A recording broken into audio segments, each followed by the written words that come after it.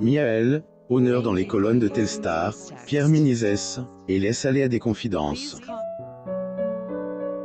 Le célèbre chroniqueur sportif a notamment évoqué ses problèmes de santé. Les temps sont durs pour Pierre Menezes. En effet, sa position sur Canal n'est plus ce qu'elle était. Ailleurs, il aurait déjà fait part de sa décision de quitter le groupe. Dire que quelques années plus tôt, il avait déjà dû faire face à de graves problèmes de santé. Dans les colonnes de Telstar, il explique ailleurs que les accusations dont il fait l'objet sont en partie liées à ses ennuis de santé. C'est eux dont on accuse depuis mars 2021, Pierre Menezes pointe du doigt. Et ce, depuis la diffusion de Je suis une journaliste, je ne suis pas une salope, plus ou moins un documentaire de Marie Potolano. En effet, il est accusé d'abus envers ses anciennes collègues.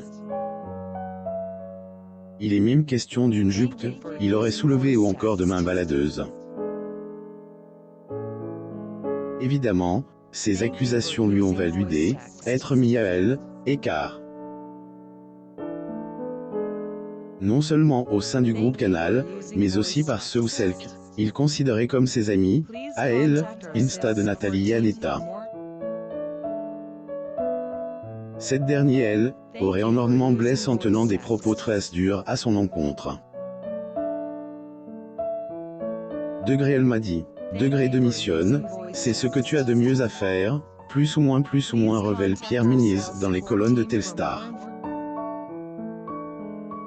Quoique, il en soit, le principal intéressé assure qu'il a pu avoir des comportements choquants, mais en aucun cas il a voulu leur faire du mal. En ce qui concerne l'incident de la jupe, il affirme ne pas en garder le moindre souvenir. Ces trous de mémoire dans les colonnes de Telstar, le chroniqueur sportif a néanmoins expliqué que ces trous de mémoire ont un rapport avec les ennuis de santé auxquels il a dû faire face par le passé.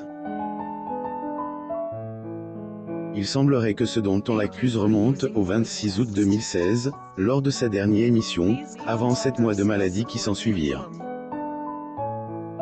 À en croire ses propos, ce serait également à ce moment que sa mémoire lui a fait de faux. J'enchaînais les encéphalopathies qui m'ont mis dans un état second, je faisais des épisodes de coma, je me montrais incohérent, je perdais la mémoire. À sa décharge, cette hypothèse ne semble pas totalement irréaliste. Étant donné que son cas était vraiment grave. Pour rappel, il souffrait de la maladie du soda également connue sous le nom de nèche-cystose hépatique non alcoolique. En décembre 2016, il a même dû se soumettre à une double greffe du foie ou du rein, afin d'avoir la vie sauve. Lire aussi. Pierre Menezes partage un cliché de lui après opération qui lui a été salvatrice, une dépression, autant dire que état émotionnel de Pierre Menezes a été mis à mal ces derniers temps. Une part, il a failli perdre la vie après des mois d'agonie et autre part, il doit faire face à de lourdes accusations. En est trop pour le commentateur sportif. Comme il a lui-même rappelé dans les colonnes de Telstar, il en est même venu à démissionner. Mon honneur à être sali. Je suis en dépression. Je ne me voyais pas retravailler avec des gens qui m'ont tourné le dos au pire moment. J'ai trop de fierté. Plus ou moins, il a néanmoins souligné le fait que la décision de partir est venue de lui-même. Il affirme ailleurs avoir énormément souffert de cette situation. Il en soit, il peut toujours compter sur le soutien de sa mère, de sa compagne et de ses enfants. Mais aussi de certains amis qui lui sont restés fidèles, à savoir Pascal Praud et Laurent Paganelli. Pas un seul homme à la minute où la première séquence du documentaire de Marie Potolano a été diffuse, le buzz était lance. Cette dernière était même sortie du silence.